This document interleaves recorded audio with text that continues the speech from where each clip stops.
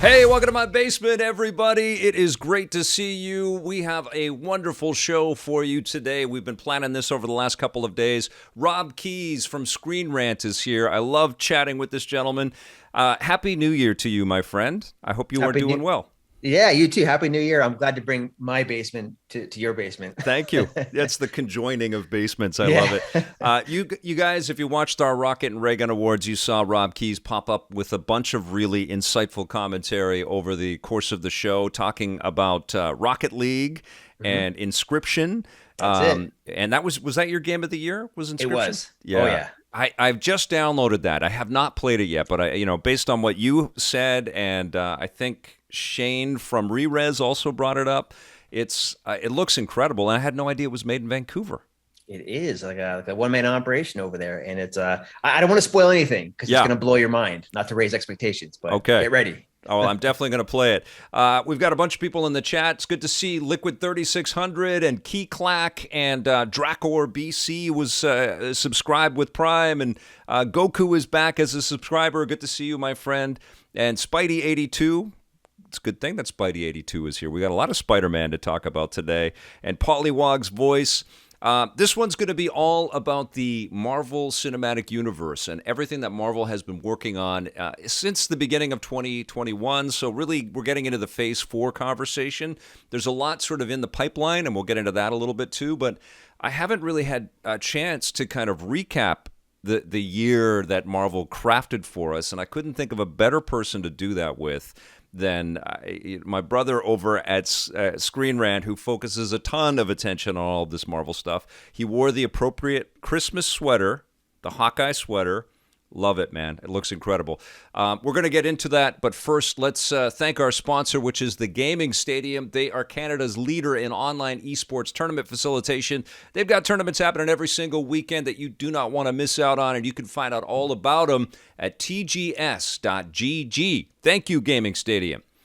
All right, we are going to go chronologically through what Marvel put together for us, and we do have a little bit of time in this episode to take some questions and stuff like that. Do me a favor, though, make your questions or your comments in all caps so that they're easier for me to see as we're running through this. But thank you, everybody, for joining us. I see you, Slim Shady 11. Hello. All right. And for those that are listening on the audio version of this podcast, thank you for listening. You can also watch these videos. Sometimes they're live on Twitch at twitch.tv/EPN. And there's also an edited video version of this on our YouTube channel at youtube.com/EPNTV. So if you ever want to see the visuals behind all of this stuff, please join us for that. Okay, let's talk a little bit about WandaVision. This came out in January, and I think it was January 15th that this premiered. Wow. Rob, what did you expect from the show, and what did you think of the show as Disney doled it out? It feels like 10 years ago. I know it does. I remember when they first kind of showcased this, and this is the beginning of the Disney Plus empire, I should say. We should say as well, right? It was the first sort of big original to help sell that. And also the return of a certain character from a certain Avengers movie, so it was very exciting. Yeah. And it was always pitched as something super weird. And I really enjoyed the beginning of it because there was so much mystery and intrigue. And also for the first time, it felt like Marvel had branched out from their formula, right? It's just something different. It's like weird 50s, 60s, 70s sitcoms. It's black and white, the 4:3 aspect ratio, and so much style and substance, you know what I mean? And then, of course, the viral marketing and the hashtags, it's Mephisto, for those comics readers out there. Yes. Yeah.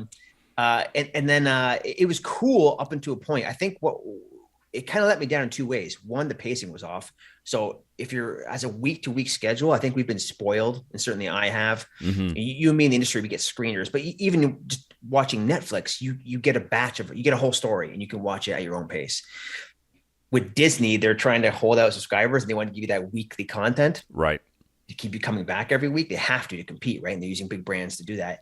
But this show, these 20 and sometimes 25-minute episodes, didn't work like that, especially since the first half of the season was all sort of just build up and weirdness. Mm-hmm. And that's not good enough for 3 weeks or a month. Like, that's not how we consume content, especially in a story like that, right? So that was off-putting. And then I think they tried to set expectations and fool people in a way to make them think something bigger was happening than what actually was happening. Right. And so at the end, it kind of fizzled out. And we'll talk a lot about the other Disney Plus shows, but it kind of like, it's one of those shows that has high highs and then also just low lows, from everything from the Quicksilver reveal to the Agatha stuff. And, you know, they go from having so much style to having scenes that felt like it was shot like a CW show, not like a big budget thing, you know? Yeah, I mean, I think that's kind of a common thing with a lot of the shows on Disney. They have a you know, a sizable budget, you can see, but they also have the limitations, which we don't always feel with the 2-hour, you know, films. It feels like everything gets thrown into those things because the time constraints aren't there. And yeah, they don't have advertisers; they have subscribers. So you're right; it's that same kind of. I mean, with advertisers, you also, you know, want to drop in the cliffhangers, and you want people coming back every week, and you want those advertisers to stay there. The traditional network model, but I think it's even more pronounced if it's subscriber based, and they can't. You're right; they can't really come out and do a dramatic, shocking thing every single episode. Sometimes it does feel like they're letting these things kind of, you know, savor them. And Sure, that doesn't always work. It's not always a great taste when you're savoring it. But I did appreciate that we did get to know in WandaVision and in all the other shows, we got to spend time with sort of the B list of the Marvel Universe. So we weren't with the major marquee players. Some of them have passed away in the MCU, and some of them have moved on. So I thought it was kind of cool that we got a chance to spend a little more character time with these superheroes, you know, and get to know them as real. Not real people, but more convincing creations, you know, especially in the case of that love story between Vision and Wanda. I think that was the most powerful thing about the show. Yeah, that and the story of the trauma. We got a little bit of like how, you know, the Scarlet Witch or Wanda Maximoff actually felt from loss after you lost her family, lost your brother, lost Vision. Everything's being taken away from her. She's always losing. She's never intentionally done something wrong, but she's always feeling the brunt of it. And so there is a breaking point. How do you deal with that trauma? And combined with this love story, this tragic love story, like can you let go? And then it happens again because they introduced the kids, and it's like it just that never ending trauma. Like, the crack of Scarlet Witch. It. What happens when you crack that psyche and crack maybe the universe? You know what I mean? So that part of it was super interesting. And like you said, I think you hit the nail on the head. It's like we call them B tier characters because they're not the marquee merchandising efforts. They're not getting all the screen time in the big movies. But you know, you look at Elizabeth Olsen and Paul Bettany, and these are world-class award-worthy actors, and you give them hours of screen time versus 10 minutes of screen time, and you're like, wow, they can really make you laugh or they can make you cry. And that kind of carries through in almost every one of these shows. So that is where they have an opportunity to shine. Whether Marvel Studios and the Disney Plus format fully takes advantage of that is questionable from show to show, I would say. Yeah, that's kind of behind the 8 ball for Marvel in a way, isn't it? Right? Because they are trying something new, and this was their first year. So I think in general, they had a pretty remarkable first year. And I think also in general, they had a tough time sticking the landing on a lot of their shows, because our expectations are enormous based on the 10 or 15 years of buildup that they have given us, you know, with their properties, which always have these huge epic battles and huge epic moments that tend to shock us and surprise us. You know, it's kind of amazing that Marvel went smaller after Endgame. You know? Yeah. It's almost refreshing in a way. It's funny you bring that up, actually, because back in the day, I think it was after Avengers Age of Ultron, where they went like doubly big budget, bigger Avengers team. You know, the Avengers 1 obviously like set the world on fire. Totally. And they're trying to replicate that. But after that, they intentionally put Ant-Man right after that because it was what they called the palate cleanser. It's light, it's smaller, it's family focused. And it's just, let's start again and have some fun. You know what I mean? That's kind of where WandaVision starts off, right? It's all kind of fun and quirky. And you get a bit of that in a lot of these shows. But yeah, I mean, in terms of success, they had record subscriber numbers. They beat forecast, and I don't want to delve too much in this part of it, but like the real reason it's weekly is not just because of, you know, they got to keep that subscriber base and that conversation going week to week. They're very social media driven. Yeah. But it's the merchandise plans. Every one of these shows, including the Star Wars ones, have a named day per week where they drop a new set of merchandise based on that one episode. The Funko Pops, Sideshow collectibles, they're ready to go that Monday or that Wednesday weekly. So if you released it all at once, how would you do 8 weeks of merchandising, right? So That's wild. Well, Disney's always, I mean, they're very sophisticated with that. We know that yes. about them. I was super entertained by the beginning of WandaVision. I was like really, really shockingly impressed with the way that they did a live studio audience. I thought that was super cool. We'd never seen, anything out of the MCU, but I think anything out of the superhero space quite like that before, and they really killed it with that. But I think you're right. Like they tried to show off that there was something much, much larger and bigger at play, and then that felt small in comparison to the wackiness of the opening of the show. Yeah, and they had that little organization on the side, right? Yeah. And like they kind of set up that guy as a villain. It just felt that part felt like very budget TV with bad writing, and it really took away from like the stars of the show and what we really wanted to see. And that's disappointing. Although Agatha kicked ass. Agatha was great until she became a flying Power Ranger villain, I'd say. You know what I mean? But her, Catherine Hahn on screen is like, world class. And and they're making a show on her. So it speaks volumes to her performance here. So, and that song, right? And the song was amazing. Yeah, it was Agatha all along. I love that. But you're right. The big battle between Agatha and Scarlet Witch, we've seen that better in the Marvel space. Yeah, or anywhere else. But yeah. All right. Okay, so I kind of want to get a sense of, I think I did review this. I ended up loving it in total because I looked at the total sort of experience of WandaVision. But yes, I had some quibbles and issues with the show for sure. But I want to hear what you thought of WandaVision. What would you give it out of 10? Oh, good question. I think it's in the end, it's like a 7.5 out of 10. There are moments I love and there are moments that just didn't work or under-delivered for me. Yeah. I think when I reviewed it, we didn't have any reference point of this, like there was no prior Marvel stuff. So I was very much in the glow of it. And I enjoyed it more. But I think as the year has gone on, and we're going to get to some of the other shows right now, I think that there were some other shows that were a little bit more successful all the way across. Okay, let's move on to the second show right now, which is so if I were to review it now with my year reflection and looking back at all of these different shows, I'd probably go about an 8 out of 10 for WandaVision because I loved all of the flips through time. I just think that that's a really cool conceit in a show per episode like that. I just thought that was really cool. All right, let's talk about the Falcon and the Winter Soldier. This one I think came out in the spring, and it had a very strong idea about the passing of the torch of the Captain America shield right from the get-go. What were your thoughts on the way the Falcon and the Winter Soldier came together and the show in general? This one's an interesting one. This one was the one that was hit hardest by the COVID situation.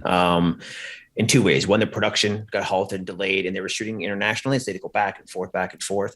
But and I don't know how much into the weeds we want to get with this, but the main plot line involved vaccines and holding it back from people, so they had to scrap all of that. And there were little elements of that here, and it's a certain villain's mentor dying because of that, but it's kind of just thrown on the side. So the show doesn't quite make sense if you plot it on paper in terms of like the narrative of the villain and the main arc. But and there was also another character who was supposed to be in the show who got pushed to another series we can talk about later because of that COVID reason as well. But a lot of people were kind of down on this versus WandaVision, but I would give it to score it a similar score to WandaVision, but for different reasons, different set of highs, different set of lows. I quite like Anthony Mackie and Sebastian Stan together. They are, like an odd couple, Lethal Weapon style buddy cop duo that never gets along. I like that. Totally. Yes. Yeah. And I like how sort of like WandaVision and these other shows, they're taking a character and either evolving them or passing the torch and creating a mentor relationship, which is really cool because it really is a stopgap in setting up the next phase of the cinematic universe, which is wonderful. It was okay. It had some really cool action scenes, and the stuff I was worried about from the marketing, they actually kind of pulled off in a way. And a lot of people don't like US Agent, but I think you're not supposed to. I think they did what they were supposed to do with that character. I think, what's the name of the actor? He did it. It's Wyatt Russell, Kurt Russell's son. Did an amazing. Yeah, he's Kurt Russell's son, right? He did an amazing job because you really don't like him. He wasn't going to fill the boots of Chris Evans, And he was a terrific foil, He was just filled with ego and expectation and a nice balance to, the kind of muted, do I deserve this kind of vibe that Sam Wilson is giving off, Anthony Mackie's character. And the, where do I fit in the world, sort of guilt of Sebastian Stan's Winter Soldier. I thought that, here was this guy that had been pegged to be this world-class superhero, and he sure did not deserve it, and we all felt that, and you can almost, I think the performance is so good because you can feel like the actor knows that too, and he's injecting that into the role. Totally. It's great. I really liked all that stuff. Yeah, and I think was Kingpin then supposed to be in Falcon and the Winter Soldier? No, the new Black Widow was supposed to be in it. Oh, wow. Florence Pugh, yeah. Oh, wow. Okay. Not a major role, but that was going to be her return initially. Yeah. Oh, and because of the way that the movies and TV shows all came out in different ways? Okay, gotcha. And it made sense. Crazy. She fit in Hawkeye very well. So, yeah. But yeah, that was going to be part of the plan. I don't know how. I mean, the whole story got changed rapidly. So, but what the show, it was a nice changing of the gears from WandaVision, because that was very magical and supernatural and big. Mm-hmm. And this one was like, here's the real world. Here's what it's like. They have no money. They didn't get paid for that Avengers stuff. Yeah, it's a political nightmare around the world as it is. You know what I mean? And the villains are born out of that. It's the story is about people trying to find a country to live in. You're relaying the plot, and I'm remembering how many cool elements there were. Like the classic Cap that had been sidelined. And just had never been respected. Captain Baron Zemo is fantastic in the show. That's right. It's his best work in the MCU in this show. And and GSP was terrific in this show as well. Like really Batroc the Leaper brought him back. Yeah, so a lot of good callbacks. It was very in the vein of Captain America: The Winter Soldier, which to this day is still my number one MCU film. That's an excellent movie. I like that real world style. I like there's a lot of political themes. They touch on racism and the modern state of the world. They talk like the trauma of what it means to be a modern in the modern military. What does it do to you? And what if you lose someone? And that's what happens to Wyatt Russell's character, the U.S. agent. So I like that kind of like. And also, and every character in it shows you how great of a person Steve Rogers was. It wasn't about, you know what I mean? You have to, it's like when you get that super serum, all right, it enhances every part of you. In the case of Wyatt Russell, it's his rage and anger because he lost a friend. And his ego, and his trauma. So exactly. He wants to help, but he does it in the wrong way. And he can't control his temper. And we need also, it honored Sam Wilson in a really wonderful way too. Like a guy similarly to Steve Rogers that's in it because of his heart and his belief in people and his selflessness. He's not asking for things, he just gives. Exactly. He's like he's like Clint Barton that way. He's not a company man. He'll do the right thing, and he's not in there for the glory or the money. He won't take the serum, right? And you know what? Crazy. They gave him the costume from the comics, and it totally worked. It looked great on screen. Yeah. So I was happy with that. Yeah, there were a lot of wins in that show. I think Sharon Carter was a bit of a letdown. She didn't feel it didn't have the gravitas. It didn't really have the weight of that the sort of puppeteering machinery behind all of the stuff. But there were a lot of wins. That was a very entertaining 45 minutes every week to look forward to. It's an example. Like we talked about all like the greatness and the cool, unique elements of WandaVision. This one has a lot of cool elements and like little character bits and little themes. Yes. But overall, it's quite messy. Again, partly because of COVID. And also, like you said, they bring back Sharon Carter. Awesome to keep that going. But they didn't give her enough time to make sense of that character. And Zemo, one of the most fun characters to watch on screen, but they don't quite earn every bit of that change. Mm-hmm. You got to remember, this guy's like a murderer, but also he lost his family. Why is he so happy? So it's not, there's like missing stories in between. I would love to see in future stories. Yeah. I think Falcon and the Winter Soldier could have benefited from more episodes. Like I feel like they tried to tidy up too many subplots and too many things too quickly. And I think it was working. Even though they had to, as you're telling us, had to kind of rejigger everything to get it all together, I think it was working. I just think that everything needed a little bit more breath to really hit. It worked so well despite all those issues, and a lot of people were kind of down on it relative to WandaVision. Yes, not me. In the middle. No, I enjoyed it too. I think you and I are maybe in the minority on that versus most of social media fandom, but. but it worked well enough that they made a surprise change to the release slate. They're working on Captain America 4 with that showrunner, and they're going to bring back this crew. So that's a big deal. Like, that's awesome. This show worked enough, despite all of that, that it's going to get a $200 million movie, which is amazing. So, which is, it totally deserves, you know, like the setup was all there, and the pieces are all there for something really epic too, which is really cool. And I'd be happy with them coming back and making another season of the show and exploring sort of new dynamics and stuff. Because I don't know if Winter Soldier in particular is a he's a cool character, but I don't know if he's like a standalone, like, let's build a whole story around that character, you know? There's a story there I want to tell you, but I'm not sure I can. I'll say this though. So going back a few years ago, when they were kind of plotting out Avengers Infinity War and Endgame and sort of like resetting the universe after that. Yeah. And again, this was kind of in the time when Disney Plus was just an inkling of an idea. It wasn't solidified. There was no exact plan for what programming would happen and how Marvel would be involved. At the time, I can safely say there were a few characters that didn't know what to do with. The Winter Soldier or the White Wolf or Bucky Barnes, as it were. Like, they didn't know. So especially without Steve Rogers, right? Like, that's it. That disconnect is really impactful for this character. And was it worth exploring another Man Out of Time in the modern world, but this was more trauma? It's like, I've kind of been there, done that. There's a lot of characters with trauma on the show. It's like, but I think these ensembles is the way to go. And he's a cool side character, and that's fine. Sebastian Stan's great. He's a huge star in his own right now. So keep doing this. That works, I think. So yeah, I agree. I agree with you. Thank you very much, The Ren. Afternoon to you. Thank you for subscribing again. You rock, my friend. The opening air battle scene was a 10 out of 10, Coco Beware says about Falcon and the Winter Soldier. VR Grid is here. Good to see you, my friend. Okay, let's move on. We're going to talk a little bit about Loki, which was the next one. I think that came out in June. And again, I think this may have been the show with maybe the most built-in anticipation, because the character is sort of in that upper echelon of familiarity out there. What did you think of the Loki series? Loki is, in contention for being the top of the list for like Disney Plus shows, I think, because it's so different. And like you said, Tom Hiddleston is like a world-class superstar. Finding a way to bring him back and using Avengers Endgame to do that was very smart. And Owen Wilson, what an amazing character for him to play too in the MCU. It's such a likable duo.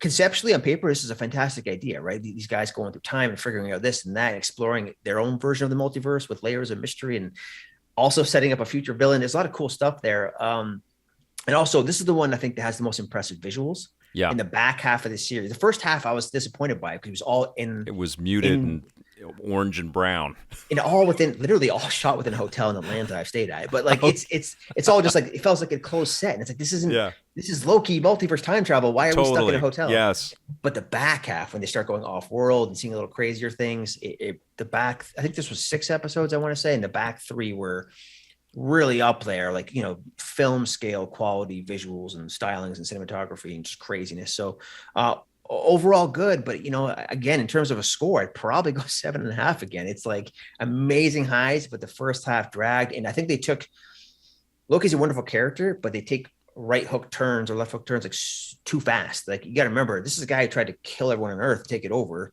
And 2 days later, he's like, buddy, I'm going to save her. I'm in love. And it's like, it took you like 10 years in the other universe to get to this point. It took you 2 days here. Little odd if you think about it, but they're trying to make it relatable, right? So we have to kind of think of him as this anti-hero that's sort of has a morality moment and has a change of heart, and also has perspective, that he sees that, like, shades of himself across the multiverse are doing some things that he wouldn't do now, based on things that he have learned. But yes, I agree with you, and I think that's probably why they decided on a second season. I don't know how soon into making the first season they decided on that, but the idea and the concept and the multiverse threading was too large for the amount of time that we got, I think, with the show.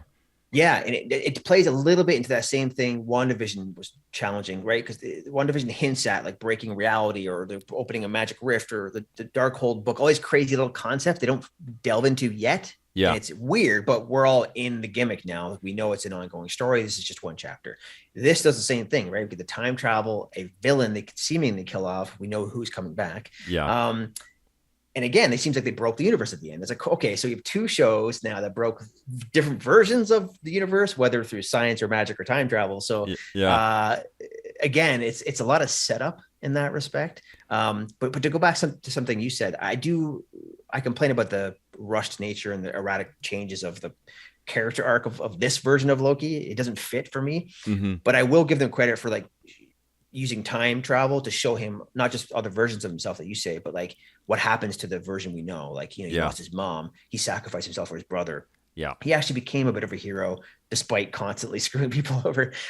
So that was kind of well done. But you know, the cast, like Tom Hiddleston really sells it regardless. Yeah. And Sophie, I forget her last name I forget. I interviewed her this year. She was wonderful in the show as the female Loki, and great casting. Great casting, but great discovery of people that we weren't maybe apart from Owen Wilson and Tom Hiddleston. There were lots of other supporting actors and cool characters in this that were very, very interesting. The guy that plays Kang the Conqueror, or Jonathan Majors, Yeah, Jonathan Majors is incredible in this. What's his name, though, in the show? They don't really call him Kang. Call him... he refers to himself. He says, some people call me the Conqueror. Some people call me... I forget what they call him. But yeah, that is one of the challenges with this show, is that there's millions of versions of characters and different names for them, and trying to keep all of the sort of threading together and straight in your head was difficult. And I imagine incredibly hard to like whiteboard that and say, okay, now this is going over here, and then and we're gonna cut to these timelines separating and breaking, and this is really going to create tension for the viewer at home. And I think for a lot of viewers at home, it's like, what the hell is going on? Yeah. But I know it's weird, but it's so weird, and they sell it well enough to be like, I need to know what's going on next. And it was smart for them to have the season 2 ready to go or announce at the end of this. You have to, because just none of this makes sense without it, right? Yeah. But they did a good job too with the idea of the TVA, the Time Variance Authority. That was super cool, and like the 3 head leaders who are not real, and really well done. And also, fun fact, like it's Gugu Mbatha Raw plays like the girl, the friend of Morbius, who's like the leader of that group that we know. Yeah, she was going to be in Captain Marvel and turned down a role in that, and I'm glad they found a way to bring her in because she's also a super talented actress. So yeah, she was terrific. Coco says "He Who Remains" was that's it. Thank you. That's the name of the episode too, I think. Yeah. He was amazing. Like, and he had, you know, a tremendous responsibility to chew the scenery and do these huge monologues about who he was, with this kind of knowing glee in his eyes, and playing against, you know, Hiddleston and Sophie, and they were great. It felt like a Doctor Who kind of vibe. I saw that pop up quite a bit, but I dug it. The idea, it's like Doctor Who meets X-Files in a way. If you put like Morbius and them together on adventures, figuring out stuff, it's cool. But just to go back to that scene you're talking about, like, what a task. You're bringing an actor like that, like Jonathan Majors, who has so many amazing projects coming up. And then his introduction, he has to go up against these superstars and play such a powerful character who's coming back as a supervillain. Mm-hmm. And then he's improvising. Like when he jumps on the table and he's eating the apple, that was all, he made that up on set. So you know this guy is a star and is in love with his role. So that in and of itself is mega exciting. It's the same thing to go back to Lost. If you ever watched Lost, like I think season 2 began with they open the hatch and you meet this character you've never met before. Desmond. Desmond? He has to carry a whole episode by himself. You've never met him before, and he nails it. And that's very much what Jonathan Majors does here. So good callback there. Yeah, Lost was incredible, so ahead of its time. Okay, let's score Loki. We've done we're 7.5 7s for Wanda and Falcon, and you're also at 7.5. I'm gonna go. Okay, yeah. So WandaVision 7, Falcon 7. This one's 7.5. Okay, a little bit higher. I think because of its grand. Especially knowing how much the multiverse factors into Phase 4, this was kind of the first real taste of the future in a way, right? Like the impending doom that's about to befall the entirety of the Marvel universe is sort of teased in this series. And I don't know if it completely succeeds because of budgets and time constraints and all of the weird stuff that they're throwing against the wall, but it mostly did. I'm 8.5, I think, on Loki right now, which I really dug. Honestly, I've been a fan of all of these things so far. Next up, though, we're going to be moving into the first of the Phase 4 movies that we saw in 2021, which was a weird fit because this was mostly a throwback. This was a flashback sequence for Black Widow and her backstory and her history.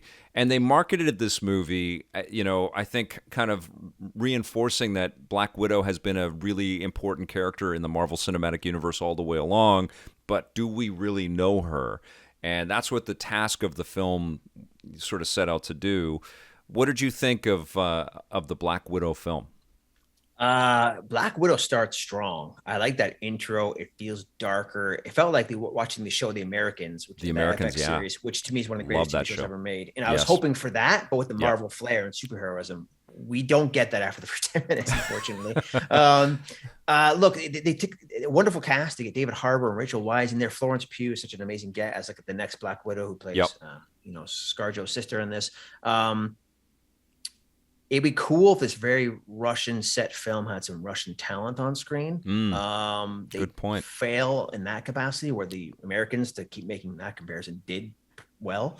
I don't know. I think this movie's like, at first I was excited by the idea of finally getting this character the solo film. Like this was the year we get Hawkeye and Black Widow, the humans of the Avengers, get their own shows or movie.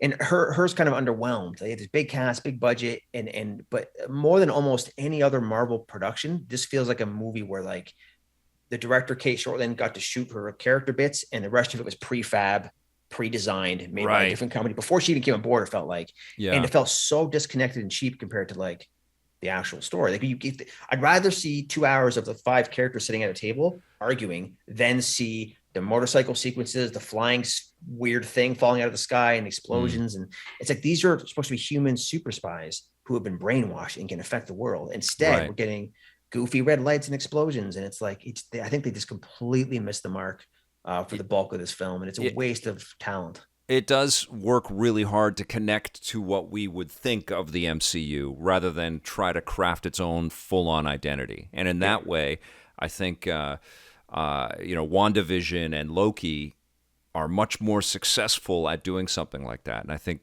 Black Widow could have been more in that direction for sure. I think that there's really cool pieces. The villain of the Black Widows, the leader of the Black Widow, I forget what his name is. Ray Winstone plays the character. Yeah, Ray Winstone. He's awesome. Like, you really hate the guy, and he's very despicable. And that whole idea of engineering all of these minds to serve as his agents out there and do all of this harm in the world. That was cool, but we could have explored that in a more rich kind of way, for sure. Yeah, the idea of like manipulating markets to control the world is genius. Like, absolutely, that's what like these covert, amazing, world-class spies would do. But they're not supposed to be robots. They're supposed to be like elite assassins who were brainwashed and have to kind of, you know what I mean? But instead, it's like they shoot red mist and all of a sudden you're healed. And it's like, what? It felt like it's very Agents of S.H.I.E.L.D. season 1 gimmick. And it's like, guys, we're 20 movies deep. Tell better stories. You know what I mean? I think they've missed the mark on this one. Let's just say I don't think that director is going to be coming back after that experience. So it's a waste, but they're setting up characters to come back. And I think Marvel learns from their mistakes. You know what I mean? You go, I think you go to watch the Thor movies and watch Thor Ragnarok. I think if these Black Widow characters come back, and they are, I think we're going to get a better showing the next time around. I do have to say, though, that I loved Red Guardian, and I loved Melina. I loved the sort of mother figure that Rachel Weisz played, and Florence Pugh is a star. Like they definitely put pieces in place that are really enjoyable and very really likable fun. pieces. Yeah, and like I've watched the movie again on Disney Plus, and I had a really good time with the movie, but it doesn't stack up to the best that the MCU delivers. Yeah, I think maybe its expectations is coming after Avengers, and it's like finally they're giving Scarlett Johansson the big solo film, and it's like this is going to be the Captain America Winter Soldier for that character, and they're going to take all the learnings. Grittier. You're right. And make something awesome. But it should be cleaner too. It shouldn't be like goofy explosions falling through the sky. Like, that's not what these characters do. Like, that's not what makes them cool. And we've already seen that with one of the massive shield ships falling from the sky. They tried to replicate that feeling, but it's like, that's not what's cool about that. What's cool is like the helicopter, like the elevator fight scene, which is more intimate. Or what's even more cool is the espionage, because like the Black Widows are hyper intelligent. They're smart. They're trained to manipulate. Like a Jason Bourne movie than it did. That's it. Jason Bourne, who defeats the scene with a walkie-talkie, not with Yeah. two guns blazing, explosions. You know what I mean? So Yes. it's a wasted opportunity. But they, like you said, this is one of those cases where they have a bunch of really cool Ingredients. toys they added to the toy box, right? Yeah. Really amazing. Red Guardian's awesome and likable. And one day, if they can do a flashback where he does somehow get to meet a version of Captain America, that would be such a wonderful scene. That would be incredible. Absolutely. Yeah. All right. So what would you score the Black Widow film? I go 6 out of 10 on this one. 6? I'm at a 7. I still found enough enjoyable stuff in there. I liked it more when I first reviewed it, but in context of this sort of MCU sort of looking back at the year, I'm still at a 7. I think it's definitely worth watching for sure, but yeah, issues, absolutely. All right, let's move to the first MCU animated work, and hopefully, well, I know we're getting more, but what did you think of What If? Hard to watch. This one didn't work for me. There are some cool ideas there, but they don't play. They kind of start the idea and don't really execute much on them. And part of it's the format, and it's very short form.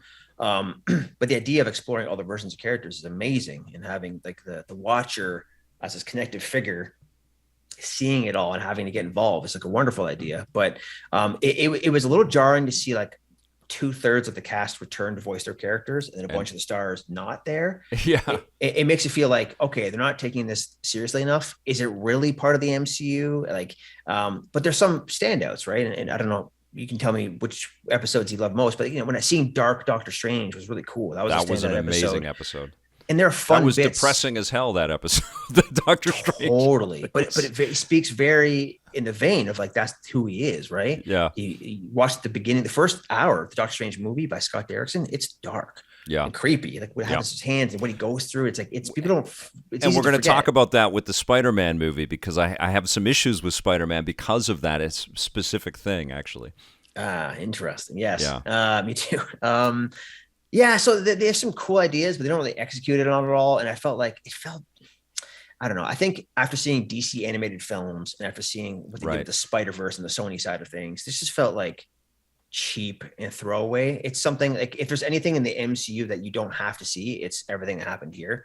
But it's tying in though. It's multiverse stuff. Yeah, sort of. I know we're going to get a live action Watcher. I mean, they wouldn't hire Jeffrey Wright, and we don't get to see him be that guy. It's very. I think a lot of these things you may see some version of. I mean, they certainly merchandise that you can get your Captain Carter and Iron whatever. I mean, that was kind of a cool episode too. There you go. I freaked out with Captain Carter. I absolutely loved that show because I'm such a huge fan of First Avenger and the sort of 40s vibe of the first Captain America movie. An absolute highlight, that episode. And that was incredible. And I had my hands in the air. I was like watching it. I'm like, I cannot believe this is happening. And I also love the animation through the show. Absolutely. And there's some cool bits in the zombies one as well. But I did find it a little bit up and down. And I also found it... throughout the course of the season, I also found it quite depressing that a huge chunk of it was just to turn the heroes into assholes, and they were just either being killed or they did awful things to each other.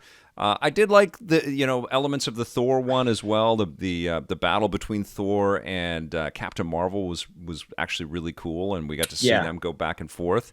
And I, in general, loved the look of the show. I thought it was cool, but I agree with you. It didn't stick the landing. I think that big, multiverse Avengers combination didn't quite work. It didn't really make sense as to why the Watcher picked these heroes. Yeah, that's the part that doesn't make sense because it makes him think, okay, he doesn't know what he's talking about, or he's not seeing the same thing. So that part, it weakens the character and the plot, but also because of timing, one of the episodes they pulled out, so we don't get to see the Gamora Iron Man episode to explain why she's in the finale. You know what I'm saying? Right. Yeah. You see like a preview of it in the last episode, but it doesn't make sense because the episode doesn't exist. It's coming out in season 2. So it's why would they release like 8/9 or 7/8 of a season? No, I think it was 9 episodes and not 10. Yeah, there you go. So very strange, that decision. But even like, for example, if I had to say top 2 or 3, the Captain Carter episode was one of my favorites. Yeah. But even looking at it though, they're just retelling Captain America. And that's the challenge too, is that they went with the familiar. Yes, agree. Yeah. And they had to use the cast that we already knew already. Like they didn't put Shang-Chi in there. They didn't tee up any other. This would have been an amazing place to introduce the Eternals. Yeah, so that exactly. we had They've been there all along. Yeah. And so we had some familiarity with them, or the Watcher looks to the Eternals, or some of the big the Celestials, or something like that. Agreed. And that's, I think, part of it is Marvel juggling so many balls and just trying to figure out how to get all of these things out to people and have them make sense for people. I think one of the producers at Marvel Studios, it's Victoria Alonso. I think she's taking over like the whole animated division now. And I think this didn't have a structure in place. This felt very sidelined and not much attention was paid to it because, first of all these what if scenarios, they never actually tell you what happened. What if this happens? What is the end result? They don't have the resolution. Just see it. We just see different versions with gimmicks of stuff we've already seen for the most part. Yeah. But I'll tell you what, not to get into the nitty gritty too much, but at the end, this is Super Ultron with the stones going through universes. Yeah. They told us in Loki, once you leave your universe, your stones are irrelevant. They only work in your universe. Yet he is flying through universes. And it's like, wait, within 3 months, you've like contradicted the whole premise of the show. So I didn't quite understand. And, we asked the director about it and they didn't really have an explanation that made sense. So I felt like it's hard to get excited for season 2 for me. So, well, I think that's one of the challenges with the multiverse in general. Like it opens up so many problems, plot wise. Well, yeah, you have the plot device, which lets you do anything you want. How do you have a plot that's relevant, right? So yeah, and we'll get into that, I think, in a little bit here. I really enjoyed What If because of its creativity, and I didn't grow up reading the Marvel books, and so my full introduction to most of my introduction to Marvel has been through the movies and through these characters. I've read a bunch of comics since then, but I never read the What If comics at all. So this was kind of my first taste of that idea of, shifting all of these different viewpoints and focuses. I do think that this was up and down, but I mean, I absolutely loved the Doctor Strange episode. The Captain Carter thing might be my favorite thing that I've seen in Phase 4. Even if it is familiar, I just love that Peggy Carter was, honored in that way, and respected in that way, and the way that Steve Rogers is still a hero in the Hydra Stomper. I mean, that sent chills down my spine. I was like, oh my God, of course he would find a way to still punch Nazis in the face. Mm-hmm. I freaking adored that. And the animation of that was like 3D Iron Giant for me. I was like, holy crap, this is so beautiful. So I'm choking up thinking about it. I love that stuff. Vic, what if we just got a 2-hour movie of Captain Carter? Wouldn't that have been better than all the other nonsense? Yes, because they never hit that high again for the whole season. It's too bad. But I do think, again, this is like the Black Widow. I promise I'm going to get more positive after this. But like, What If and Black Widow are the misfires for me. Yeah. This one more so. But sort of like Black Widow, you do get a couple of these like gems that you want to see, like Dark Doctor Strange. We are going to see a version of that. And then the whole Captain Carter crew is awesome. And it speaks volumes to like, Agent Carter had her own show and it was cool. And then she was a great They're making character. a Marvel Zombies show too, right? They are. So they're doing, is that animated or what are they doing with this? I think it's an animated spinoff of that.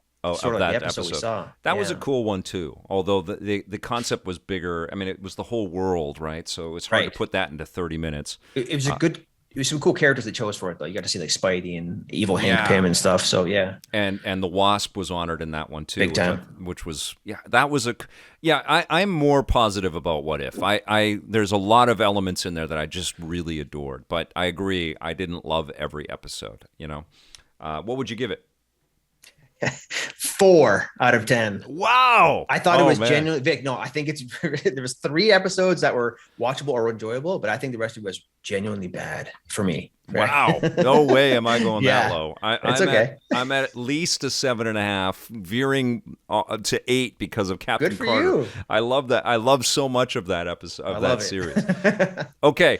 We're jumping back into the MCU movies now, and we're going to talk a little bit about Shang-Chi and The Legend of the Ten Rings, which God, that was a crowd-pleasing film, was it? Oh, yeah, and our Canadian boy Simu Liu, who lives like 30 minutes from me. Okay, this is the movie, right? So hands down of the whole year, like as a standalone, solid, executed story, the best Marvel Studios did this year. Incredible origin movie with a brand new character.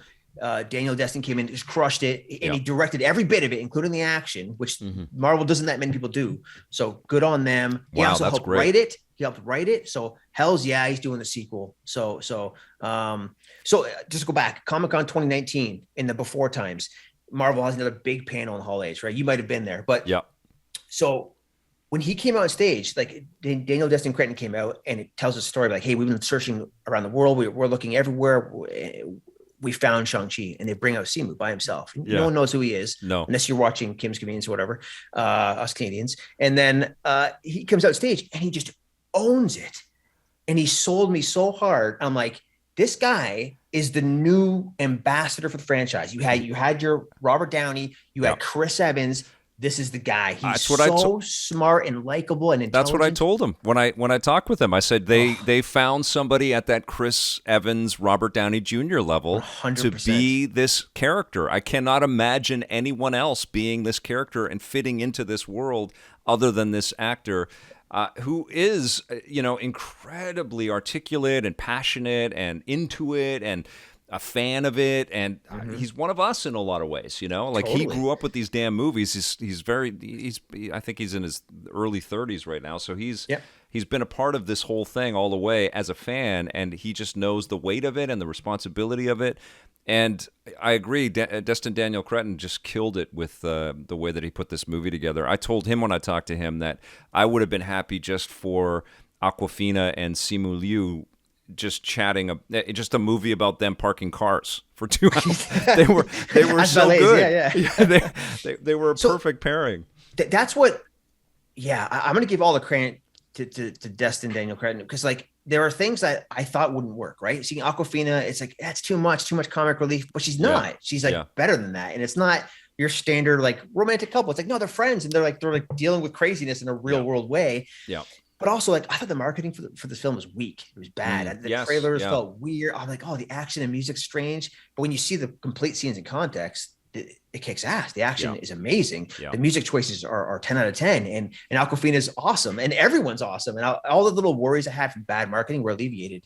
And it's a hard one to market because there's a lot of surprise in the movie. And unlike Sony, I think Marvel's got a better idea of how to keep their surprises,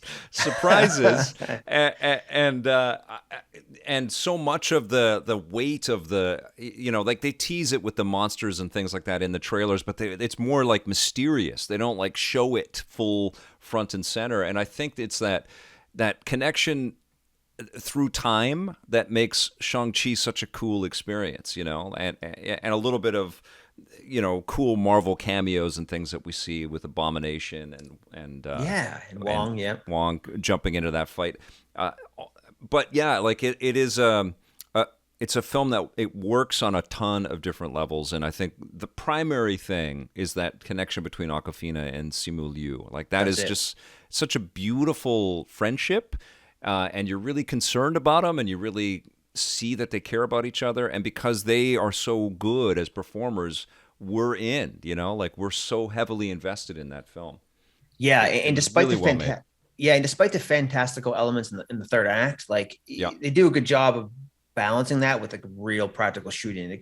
All the set pieces from like the infamous like bus sequence down the street to like fighting on the side of that building. They actually built those sets and did the work, and it was the actors doing the action. So, and I always appreciate it when they do that because it really shows on screen. Yeah. Versus the mess that was, in my opinion, all the Black Widow action scenes. So, they did it right with this one. I really wish Black Widow got the same treatment and love that Shang-Chi did. But the fantastical stuff also felt grounded to the story. It felt like it made sense. And that Tony Leung's character, the Mandarin, has been this omnipresent, super powerful character, and he just wants his family to follow in his footsteps. There was a pathos to that too, which I really appreciated as well.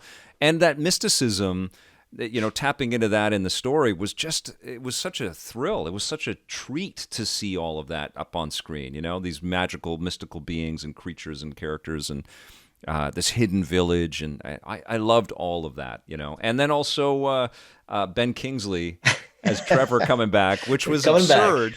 That was the thing that was the toughest to convincingly make work in this movie, but they did. And he's amazing in the movie. Yeah, normally I would be like rolling my eyes at that, but because that combination of characters and because I love Ben Kingsley, Sir Ben Yeah, Kingsley, and yeah, I love he really goes for it, Trevor Slattery, yeah. and if you man, just going back in time, like remember the Iron Man 3 controversy about him not being the real I Mandarin? love that movie so much. I have a Me Hot too. Toys of of the Mandarin. I have him sitting on his throne. I paid $200 and something to have a Ben Kingsley 12-inch action figure So like, because I love that movie. what an amazing payoff. Because remember, Yes. people were livid saying that's not the Mandarin. I'm like, Yeah. we know he's a Yeah. fake Mandarin that Aang Yes. created. That's the genius And of that movie. exactly. And poor Drew Pierce had to make that All Hail the King Marvel short to explain he's Yeah. not the real Mandarin, but Yes. take him. And they paid off here. Yeah. Props to Marvel. Home run Yes. on that. So Yeah, and such a clever, authentic way that feels like it's not undermining any of the choices or the work, and it makes sense. Yeah, I loved I love that character. I'll tell you what, though, the only thing, so that worked for me. The only thing I was kind of like, towards the end is like, The cute little animal buddy. that was okay because it was partnered with Slattery, and it's like, that kind of makes sense. Whatever. Yeah. It's typical, whatever. Let him do his thing. You got to sell the merch. But no, it's another one of those cases where it's like, here's a portal to another dimension. There's a Yes, Soul yeah. Reaper. And it's like, what is all of that? Could it be anything else? Come on, guys. Like, does this even need to be here? I think that there's honestly less to dig into around there when you couple it with mythology, the ancient Chinese mythology, and tapping into the mega spiritualism that is implicit in this the story that's crafted.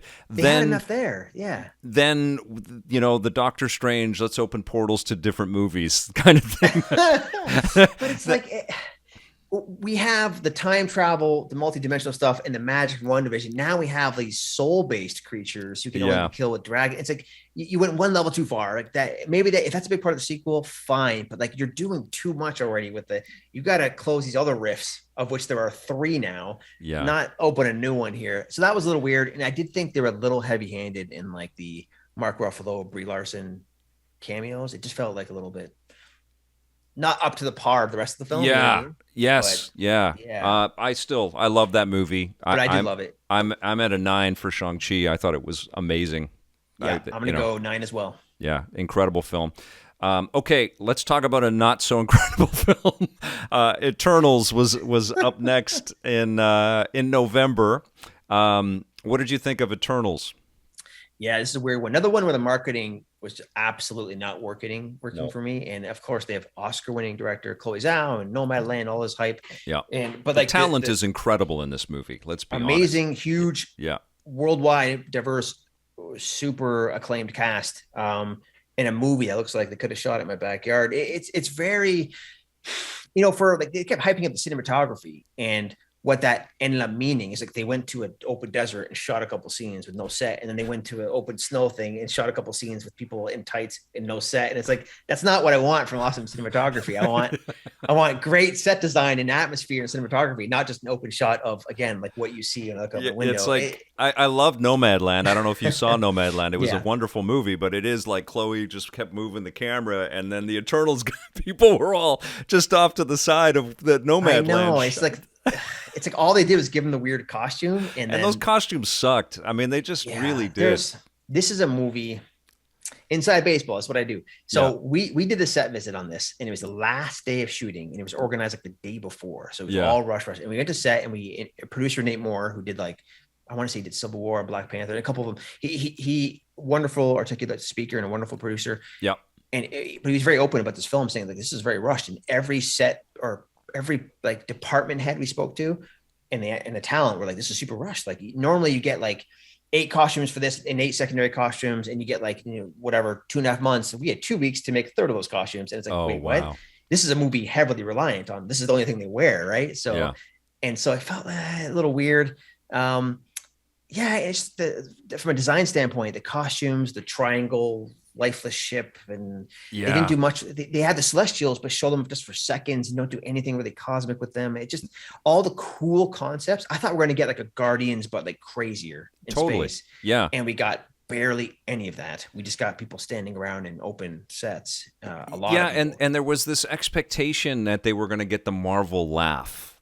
like we were going to be in on it, and the script wasn't funny, and there's sequences in there where they're supposed to be bantering and goofing on each other and stuff. There's a couple of cool kind of ish moments in there for sure, but it wasn't a James Gunn script. It wasn't like, we really get inside on all of these characters. I mean, there's some interesting thematic elements in here and some interesting types of characters and some interesting moments, but I wasn't laughing. I didn't feel like I didn't know the characters, So that job one of the film was to like really give us moments with each one of these different characters that really registered and worked and gave us empathy for them.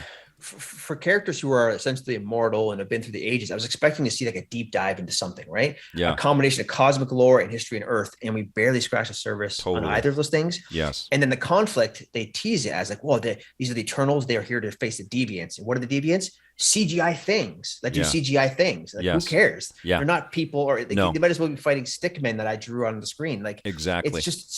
They have to learn that the CGI drones don't work and we don't care. Yeah. So they should have focused on that and like the discovery of how they've been in a part of the history on Earth or something, but they don't do honestly, that. Like the big reveal is that the Celestials that build them are also the bad guy. And it's sort of. And that should have been the first thing. Like that shouldn't have been the shocking surprise of the movie. That should have been the first thing that we got to know about. And then that sort of says, oh my God, so they're basically replicants. They're basically Blade Runner replicants that are having to contend with their immortality, but it can all go away. Yeah. They have so many sci-fi concepts like that. They just kind of throw against the wall, and it muddles the bigger ideas this movie ends up landing on, which is like the Eternals are seeding the universe. They are the growers. They are the sort of like the Beyonders, I guess, in the comics in that way. But so they are building the universe, and to do so, they find these habitable planets that are seeds, I guess, or hosts to new Celestials. So I'm like, okay, that's kind of a neat sci-fi concept. What about these things and these things and these things and these things? Yes. And also, who are these characters? And that should have been the beginning of the film. You're going to seed the universe. Like that should not have been kept as the surprise of the movie, because we have 2 hours of movie that we don't care about these characters, and then here's why we're supposed to care about them, because they're being puppets and they're being utilized who does Richard Madden play? What's his character? I don't even know their names. I don't know, but he's the one that's sort of following orders. Yeah, it's like, well, he's a puppet that just wants to continue being a puppet, and it's like there's no weight to any of that. No, it's weird. I do like the idea that one of the Eternals is bad and it's the strongest one. It's sort of like on paper, that's kind of a neat idea. It's like the Omega. That's it. And cosmic beings seeding the universe. Okay, cool. But they show us the cosmic beings in the universe, not just like CGI thing in the background talking to you. And it's like CGI alligators. Like, just read Jack Kirby comics. It can be done better. You know what I mean? Yeah.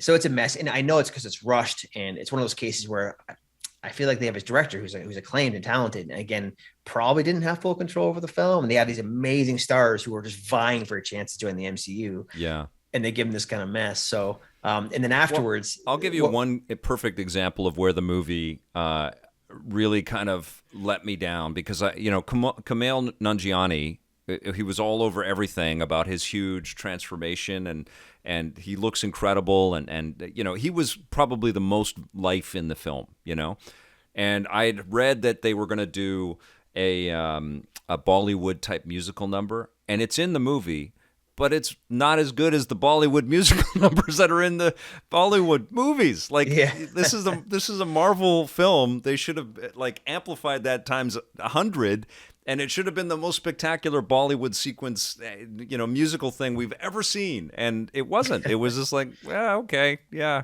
that was all right. Yeah. Here's the funniest thing: all that working out, and you know what? He's not even in the final fight. He just walks out of the film before they fight. Oh my gosh, yeah. So it's. I don't know, but you said the replicants. So I'm like, okay, so everyone can come back. And now the post-release PR parade has been weird, because that producer, Nate Moore, is like talking down expectations and saying people expected too much. I'm like, no, man, you guys just didn't deliver the film. They didn't deliver it. Yeah. Yeah. And it's the only rotten movie on Rotten Tomatoes, right? It's the only one with the rotten score on it. It definitely didn't meet the financial targets either. So which by is Marvel insane. standards, it's a bomb. With all of those different actors, and because Guardians shouldn't have worked. It shouldn't have worked. It was like who knew? I didn't know any of those characters, and it was an amazing movie. And I don't. It's crazy that Marvel had the trust and the know-how, the sort of expectation that people would come to that and love it. And I think that they went in with a little bit too much arrogance around Eternals. I think more homework should have been done to kind of really get us to know who these characters were and to care about them. And What If would have been an interesting. I mean, it should have been like a year prior. We should have seen Eternals popping up in the frame of some of the other movies or something. That's kind of it. This is another Marvel behind the scenes mess. Eternals was not supposed to come out now. This was supposed to be the Guardians 3, but because they fired James Gunn and rehired him, they had to bring something cosmic forward, and this is what happened. So this is all Marvel's fault. I love that you bring the business strategy to this conversation too. Well, it is because awesome. these are not stories you're telling us. These are product platforms that are arranged accordingly. And it's like when there's an interruption in that, it ripples through every single thing they're planning, which is like half the shows we're talked about so far have been affected by some business reason, right? Not just the pandemic. Icarus, that's his name. Icarus, flies too close to the sun. So weird. And it's weird because they also said he's like, can we talk spoilers? We are talking spoilers. Yeah, of course. Right? Yeah. So Icarus like dies in the end. He kind of sacrifices himself by flying too close to the sun. That's the story of Icarus, right? Yeah. But then they said he's never coming back. And I'm like, wait, you just showed us like endless replicant models of him and their memories. What do you mean he's not coming back? He's just a robot. Yeah, exactly. It's too bad. What would you give Eternals then? This was probably a 6 for me. I actually liked the action scenes a little bit. Like they went crazy. The effects could have been better, but they did a little bit of that Zack Snyder, like the speed and those characters and Druig, who I thought was terrible in the trailers, ended up being an amazing character. Yeah, he was good. I actually think he was the most interesting character in the film. Although I did like I don't know the character and I don't know the actor. I did like the main character that they focused on. I thought she was cool. Circe, character. And I don't know what they could have done just to save the film, but it didn't work for me. I would give it a 4.5 or a 5. Like it's really mediocre. Yeah, I mean, we can the what if of this is interesting, but you're right. I mean, they could have planted seeds for these characters in what if in other movies for a period of time. And 3 years from now, we get the Eternals after more cosmic stuff, and it makes more sense, and they can slow it down and not rush the whole thing. But this is supposed to be an important part of the future of the MCU, and they kind of misfired. I don't know. Do you think we're going to get more Eternals? I'm sure they were planning on Eternals too, but it's going to have to be something very different, or they're just going to show up in other films, which we can talk about. Like, we have Dane Whitman played by Kit Harington. We have like Game of Thrones reunion in this show, right? Yeah. In this movie, and he's supposed to be a major character, right? Which they don't really explain in this. He has a post-credit scene where he gets this magical sword. They don't show Blade, and you get a voiceover of Blade, who we haven't met yet. Yeah. So a lot of, again, like half-baked ideas that could be cool for fans who know, and I'm sure they will be cool, but half of these characters in this film are supposed to be at one point or another a part of the Avengers team. I don't know if anyone wants that now. So no, totally. I read Earth says, I had nothing invested in the Eternals and they didn't give me a reason to get hyped. And he says, so like Jupiter Ascending, that was the Netflix superhero show, right? Or no? Or was that no, Jupiter's Legacy was the Jupiter's Legacy. Jupiter's Ascending was the Wachowski movie? Yeah. Yeah. That didn't work. I actually didn't mind Jupiter's Legacy on Netflix, but we're not talking about that. We're talking about Marvel stuff. Next up is another MCU Disney Plus show. This was Hawkeye. I think you're a fan, yes? Oh, you mean of the best Avenger? Yes, of course. How did you like the show? Did it all come together for you? Mostly. It was fun.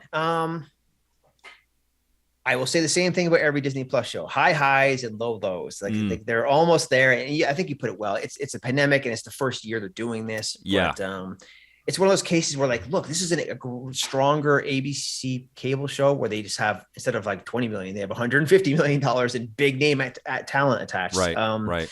But yeah, there's highs and lows. I mean. Also, I think Shane Black kind of that the ripple of Shane Black's scripts, was kind of in this. I don't. Yeah, it's like the influence of that. A little Iron Man 3, a little Kiss Kiss Bang Bang. And of course, the Christmas theme, which is like a Shane Black thing. So, and I like that too. Yeah, um, yeah. When they were on screen riffing on each other, that was really fun.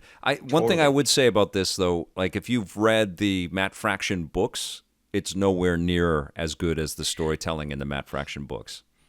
One of the best comics Marvel has ever done. Totally. Yeah, Matt Fraction wrote it. David Aja did a lot of the art. Amazing. That's definitely the inspiration for this whole thing, and the tracksuit mafia and the car chase sequence and them stuck together in the city. So, in the Kate Bishop relationship. Yeah, the show kind of starts weak for me, to be honest, because like the whole Kate Bishop, her intro and her family just felt like cringe and over the top and weird. And then once they start interacting and Clint Barton comes in, I think Clint Barton is one of the greatest characters because he's the most relatable, right? In a lot of ways, right? Obviously, he's got no powers, but somehow, despite a lack of alien artifacts and cosmic powers or Infinity Stones or Iron Man suits or money or even a gun, he has joined in and survived and won every combat encounter he's ever been in. And he does this while keeping a family and kids safe on the side. Who else does that? And no, sorry, Vic. Wait. Also, who do you send in to take a supervillain and turn them into a hero? Whether it's Wanda and Quicksilver, or not just one, but 2 Black Widows. Yeah, right. Clint Barton. Right? Yeah. It's incredible. And he does it with heart, and he does it with duty, a sense of like honor, and you can see, kind of Batman-esque that it's that free of all of the extra superhero kind of qualities that makes him that much more super heroic and so influential to Kate Bishop, who I agree didn't have the strongest reveal, but you can certainly see that growth. And by the time she is kind of relaying that she saw Hawkeye falling off the building and how much that meant to him, you can feel the weight of that and why she's now a significant part of the MCU. I think some of the most heartfelt moments, like dramatic beats throughout the entire MCU, have been the little Clint Barton moments, right? Whether it's connecting with Natasha, but the real ones come in like Age of Ultron. People think it's the lesser of the Avenger films, but the farm sequence and him and Laura talking and how he meets Wanda and converts, like all those he's amazing. It's wonderful how he talks and handles that and how he keeps his secrets on the side. And he's not in it for glory. He's not in it for money. He doesn't want attention. And it's funny. They even talk about that. They said, Kate says, your issue is branding. He doesn't want that. He doesn't want nobody the free knows meal. who he is. He walks around in New York and he's completely anonymous. So he's doing it for the right reasons. And then look, how about that scene where he's talking to his kid and can't hear? Yeah. Like I was like tearing up or he goes to the memorial and talks to Natasha's memory. And it's like, he's like tearing up. It's like, there's no other character in the entire franchise who has scenes like this at all. Yeah. It's him all the way. Yeah. And you can also see the weight of the work on Jeremy Renner's face. And he's kind of beaten up and dour and a little he's got a kind of a snappy sarcasm about it, like he's over it, Exactly. But he's still he'll rally, he'll still pull it all together, and he'll be in the moment, and he does it for the right thing. He puts his family on the side to do the right thing to make sure that Kate doesn't get killed. He's always right because he has so much experience and knowledge, and he never has to answer for himself or answer anyone's questions. There's probably like 100 scenes where Kate asks something and he just gives a facial expression and walks away. He's like, I don't have to answer you because I'm telling you what to do. This is how it's going to be. You know what I mean? Yeah. But then you combine that with the Christmas sweater scene. And it's like, there's so many heartfelt moments. So that's where it really shines. Yeah. It's the character moments, because unlike most of these projects, films, and TV shows, there are quiet scenes regardless of location where it can be Kate and Clint talking, and it's more memorable and impactful than almost anything in the entire franchise. Those are the highs. Yeah, I agree. And I also see the argument that it was too slow in comparison to the rest of it didn't really deliver enough impact, especially the first episode. I think when they got to the car chase sequence, when the tracksuit gang was chasing after them, that was incredible. That was just like, whoa, that was so much fun, and it injected a lot of life into the show, and the stakes were starting to raise. Then we got into the Kingpin reveal, and you could feel, I don't know how you felt when you were watching the show, but you could feel like the internet sort of go, what? Like this is crazy. And you couple that with the Charlie Cox reveal in Spider-Man. It was a pretty amazing moment. I think at the end of it, it's a really like heartfelt show. Like you really just cared about everybody, and it was a really nice Christmas story too. Yeah, you're right though. I think it did start slow. Yeah. Because there's too many separate things like slowly starting up. Again, the pacing is weird. I had the same problem with a couple. Like, actually, you know what? When I think about it, the first half of Loki didn't work for me because it was slow, and Wanda, the first half was slow. So it's kind of a pacing issue across the board. They're getting their training wheels for these like 6-episode, 10-episode series. They're not used to that yet. Yeah. And across the board, I do think like you look at the prime Netflix Marvel shows, like the best of Daredevil, the best of Jessica Jones, the best of Punisher. Those are tiers above what we're getting from Marvel Studios, despite their bigger budgets. So it's amazing now that we're getting Vincent D'Onofrio back and Charlie Cox back, because those are some of the best castings in anything Marvel. So that's exciting. Now, business reasons dictated when the Kingpin could show up, because it was timed with the release of a certain movie we're going to talk about soon, obviously. But once he was revealed, I thought they kind of misused the character. Totally. Yes. It wasn't anywhere near the scale of what we saw him before. Yeah. He gets talked down to in a business meeting, and his right hand betrays him and fails. And then he gets beaten up by Kate Bishop in their first encounter. And it's like, this is supposed to be like one of the best villains. He's useless. That was disappointing. The action, the car chase sequence aside, and some of the cool Arrow stuff, like, in the middle, okay. I guess. Agreed. Yeah. It wasn't as cool as him leaping off a building and shooting at aliens in the Avengers films, or the stuff that he did in Endgame or Infinity War. That's it. Still a really fun show, and a really fun introduction to Kate Bishop as well. I liked Vera Farmiga in the show as well. I think the swordsman guy, Jack, was okay. He was kind of like... Yeah, weird character, because they set him up as the villain, and then he becomes this likable goof at the end. Yeah, who doesn't seem to care that his wife's going to jail or something. It's very strange, and it feels like the contract negotiations on D'Onofrio were handled sort of midway through, and then they pivoted. Yeah. You know, it's like, oh, okay. I don't know. It was a weird sort of setup that didn't really follow. I really liked Hawkeye, though. In general, I really liked Hawkeye. What would you rate it? I'll say one more thing, if you don't mind. This also is like the step 2 of the Florence Pugh Black Widow story. And she was excellent in this episode. She comes in series. Really, she was amazing. Yeah, really plays up the Russian accent, which I appreciate. But her scenes are amazing. She's cool, and she feels like an assassin, and it's a good setup for those characters. And like you said, I think Kate and Florence. What's the character's name? So it's Yelena, I think. Yelena, right? Kate and Yelena together. Yeah. Magic, man. I mean, they could make that into another show. Future Young Avengers. So I think this is one of those shows that we're gonna look back on and be like, that was so cool. They did this, and that, and watch as a whole over Christmas. It was pretty great for that reason. So where are you at? 8? Probably an 8 for this one. So out of the Disney Plus shows, we got 5 of them. This is your favorite out of all of them?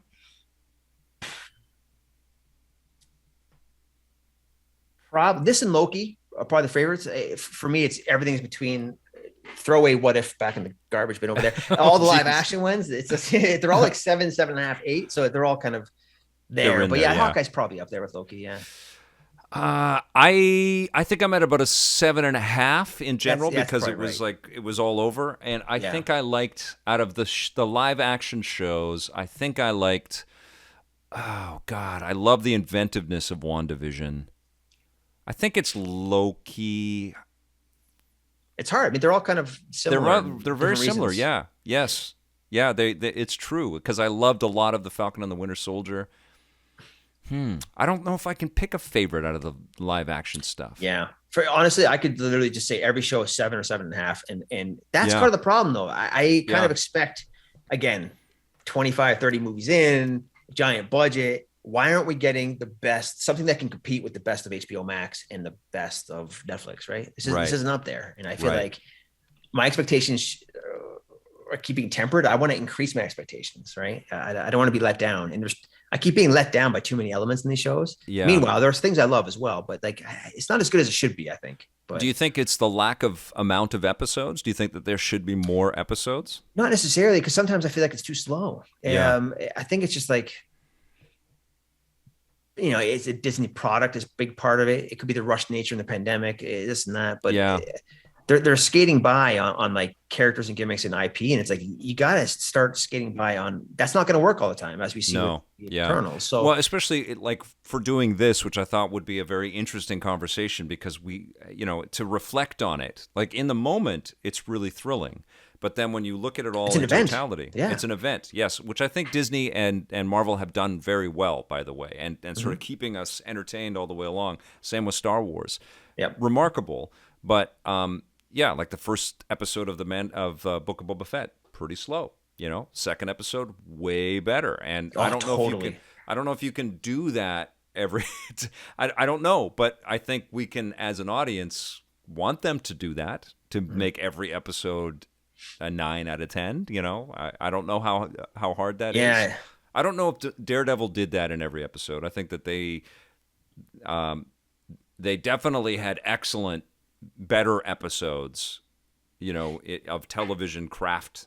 That's a good point. But you got to remember, they had some slow stuff in those. A 13-hour story dropped at once with like true development, and you could watch at your own pace. So it wasn't like little cliffhangers that felt like incomplete episodes. Right. It was like, here's the whole thing. And a character arc would start and end 3 hours later. You wouldn't be waiting 3 weeks for someone to come back for 10 minutes. It wasn't. They were 13-hour movies for sure. And Magna Whirl has an excellent comment there. The Jessica Jones arc versus Purple Man was pretty amazing.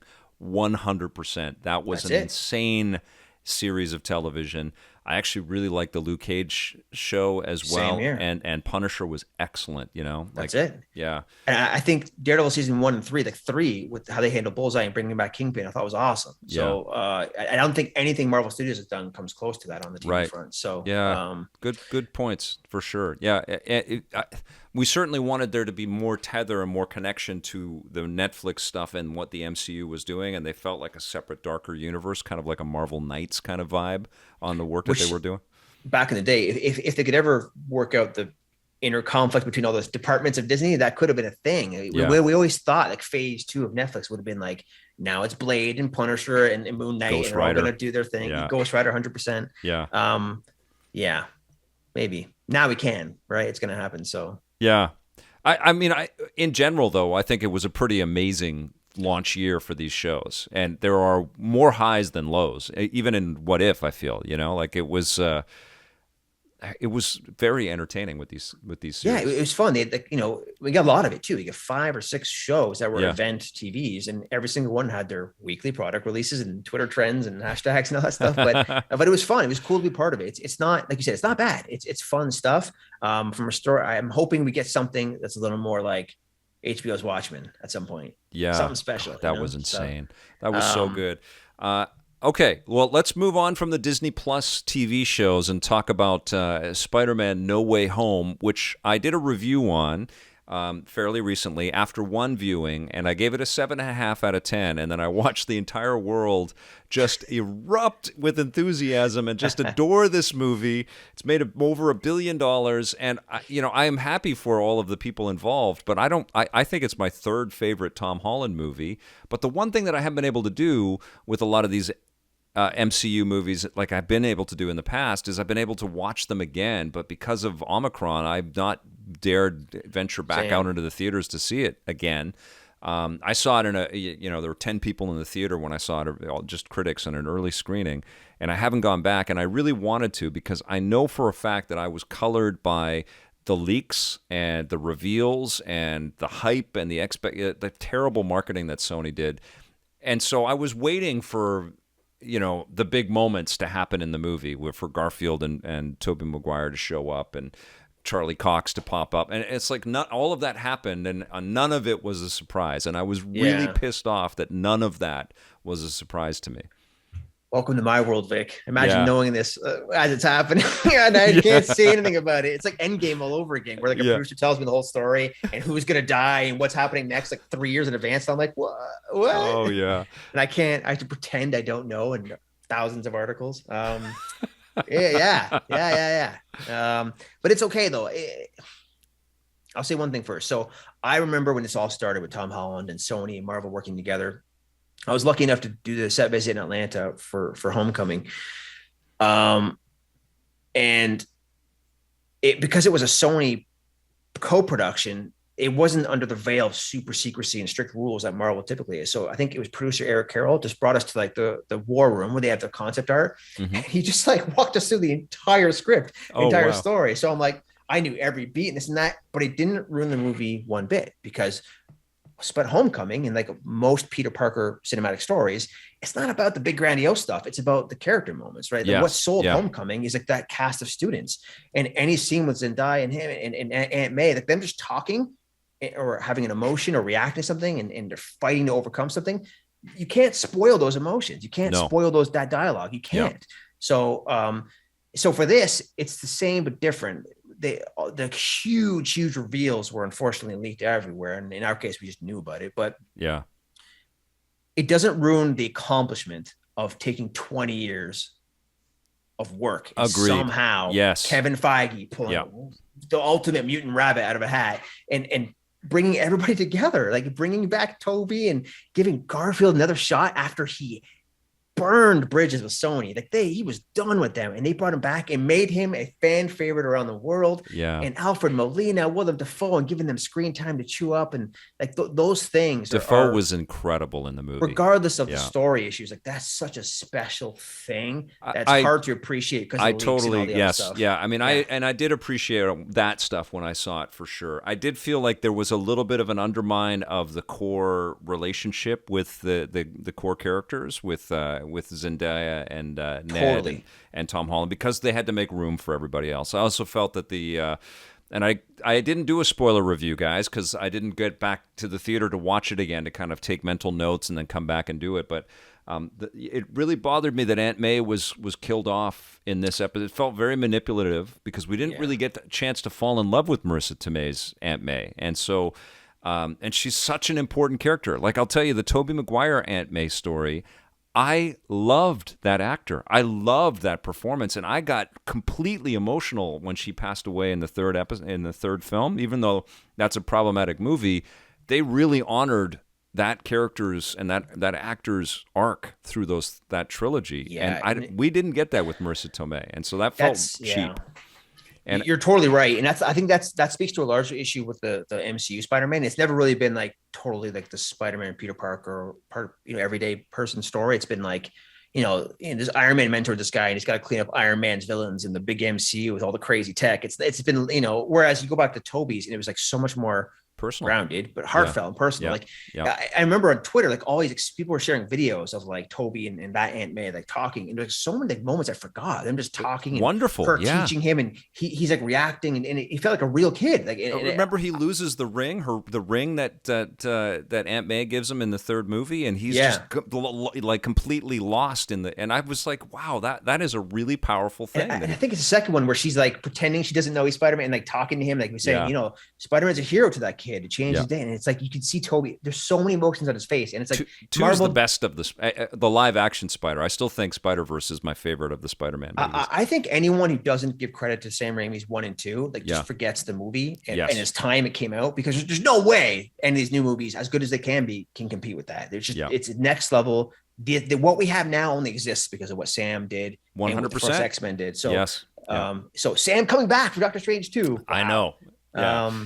But I do appreciate all of the effort to put all of these pieces together, and I couldn't not think of that machinery though, and I also felt like Jamie Foxx is an Academy Award winning actor, and his Electro just felt like completely underdeveloped, and like he didn't have the real estate and the lines and the work that Otto Octavius did, which is from the best of the live action movies. So I'm glad that he got a chance to come back and redeem himself as a character, and that performance is great. Dafoe is great, but Jamie Foxx was kind of sidelined a bit, and I felt like we didn't really get to see.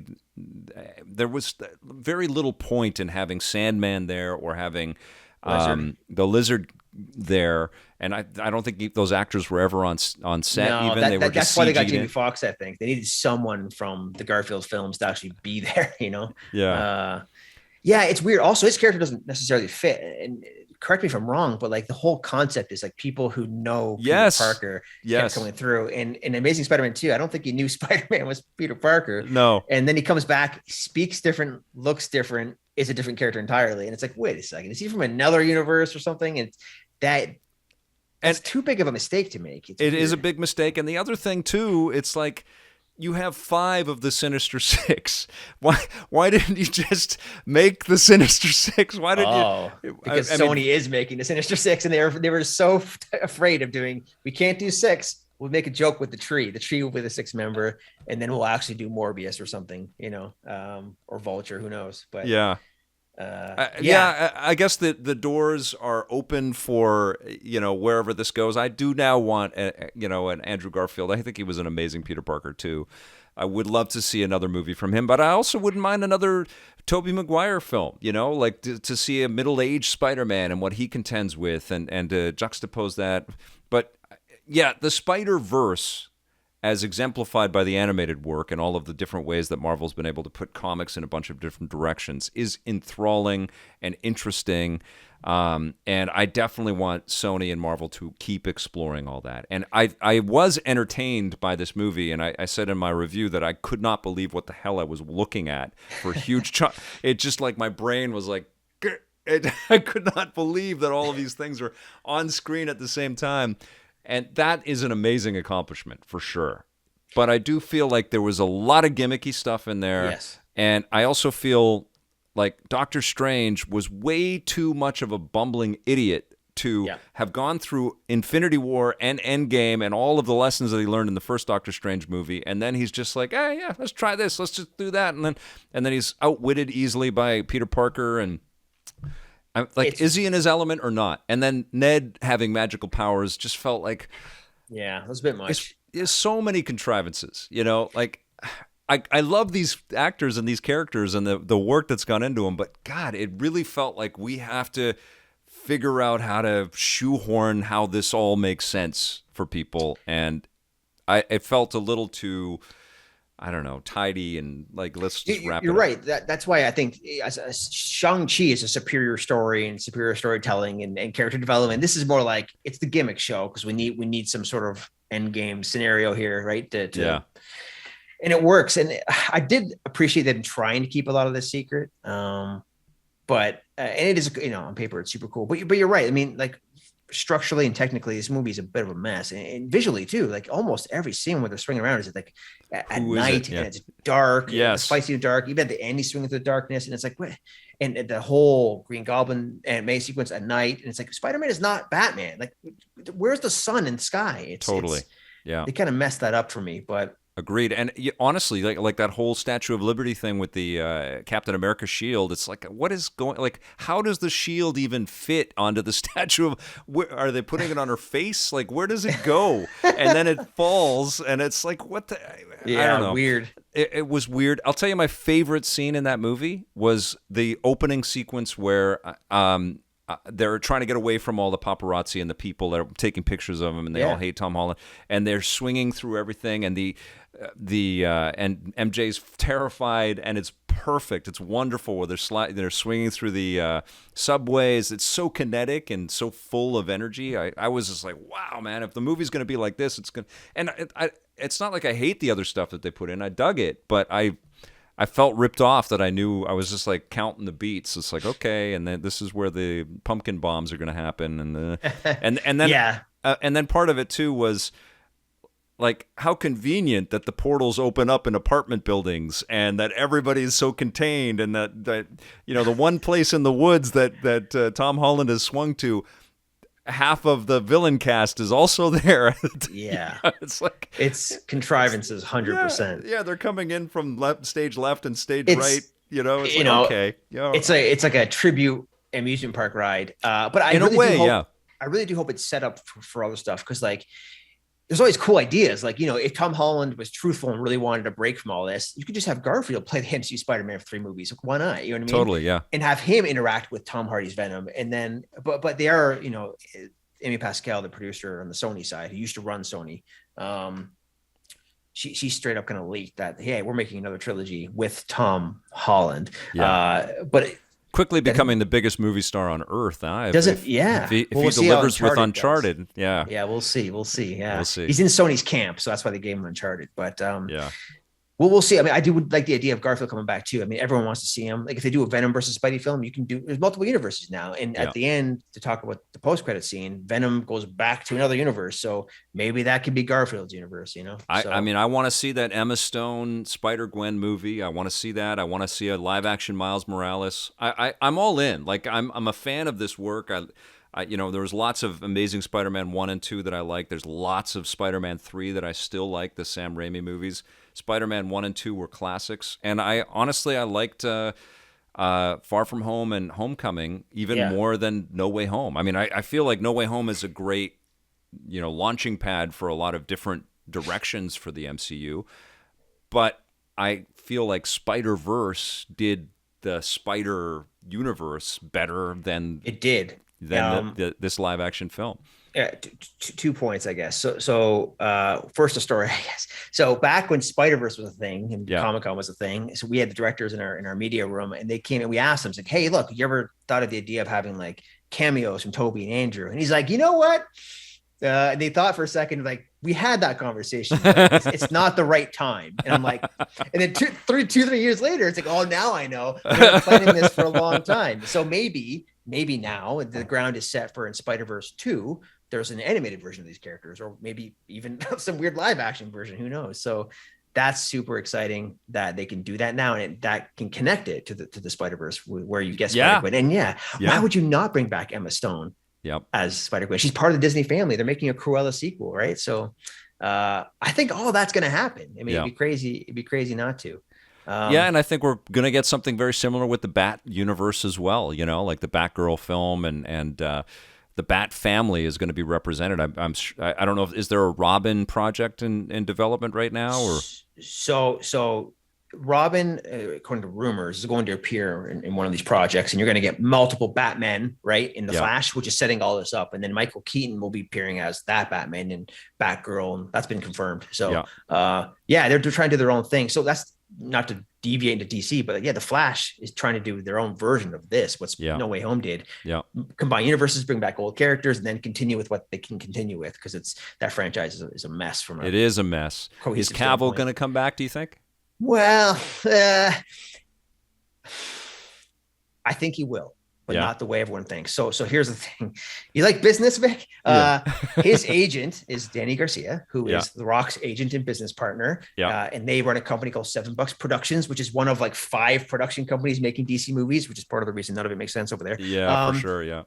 And they're making a little franchise called Shazam and Black Adam. And for 10 years, The Rock is saying, I'm going to change the power hierarchy of the universe. And one day, Black Adam versus Superman. Well, guess what? He's in business with Henry Cavill. So I think one day, whether through the main DC universe or his little subset franchise, I think Cavill loves the character too much not to want to work with The Rock. And if The Rock wants to make that happen, it's gonna happen. Cavill's making the right steps. Like, he hasn't faded into obscurity. People still love him and are interested in what he's got cooking. He was good in Enola Holmes. He's great in The Witcher.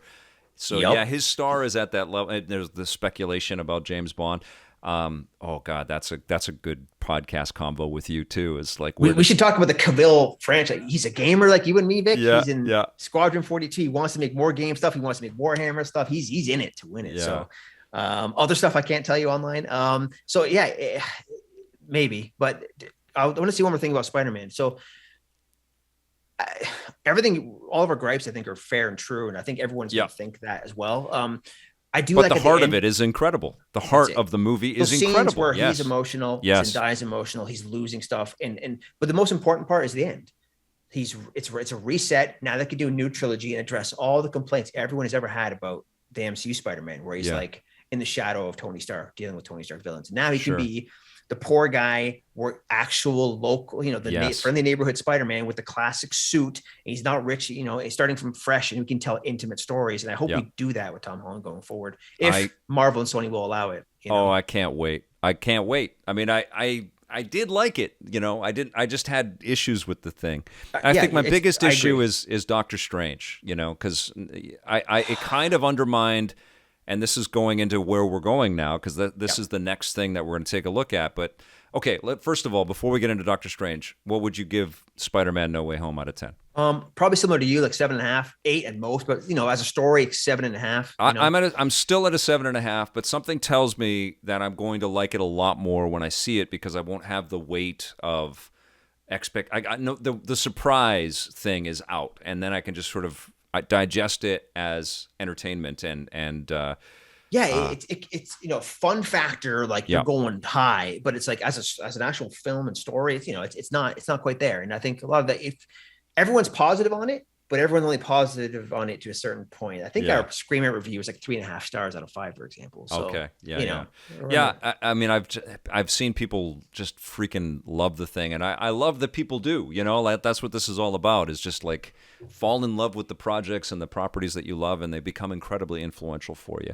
But that Doctor Strange element was a big problem for me, and it sets up some concerns that I have for the multiverse movie, the Multiverse of Madness, because I don't want it to be gimmicky. And I think part of the gimmicky elements of Spider-Man No Way Home is the sort of ownership rights on the universe, and Sony and Marvel kind of figuring out how they're going to carve it up, and how Sony's going to keep making billion-dollar returns on the Spider-Verse. And that factored into that. And I don't really think that's going to be a part of the Doctor Strange and the Multiverse of Madness. But I am a little bit concerned, because I don't want him to be a doofus. I want him to be, honestly, he's like the most mature and powerful hero in the pantheon now, based on what he has gone through in a lot of ways. Him and Bruce Banner and Thor to a degree, but Thor's kind of a big goofball who can stumble through and survive because he's so powerful. But Doctor Strange has got to be so smart and so ahead of the game in a way. He should be, and unfortunately they kind of rushed to get there. I feel like more than almost any other character, Doctor Strange really would have benefited from like a series of films before they threw him in with the larger universe and the Avengers, because that first movie, while I quite like it and visual quality wise, and it's very, very strong, but from beginning to end, he goes through like 5 movies worth of development in one film. It's a brutal movie. Like he has his life completely shattered, and it's powerful, man. It's a really powerful film. Yeah. And from a storytelling perspective, they use the time travel time stone device to kind of enhance it. So this is why he learns so quickly, and he's got like a hyper photogenic memory, so he can just learn stuff. He's smart, right? Yeah. You combine that with magic, and boom, you got a smart dick. Yeah. But yeah, I mean, the only thing more weird than his like kind of dialogue or performance in No Way Home was his plastic hair, maybe. But which is so off-putting to me. Me too. Yeah. But yeah, I don't know. I mean, it's weird. The teaser at the end of No Way Home is the first trailer for Doctor Strange and the Multiverse of Madness, which was weak as hell as well. That was just, it was like weird. Taped to the end of the movie. It's like, what is going on here?